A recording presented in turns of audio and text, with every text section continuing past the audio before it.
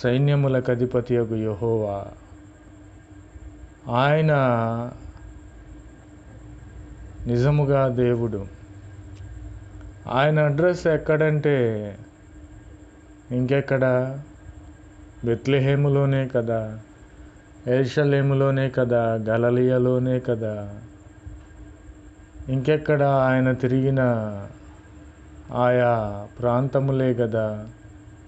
కానా విందులు అద్భుతములు చేయలేదా? ఆయన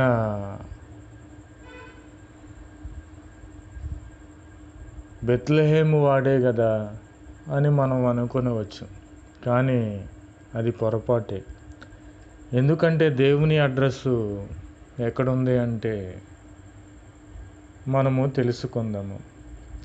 యెషయా గ్రంథము 57వ అధ్యాయము 15వ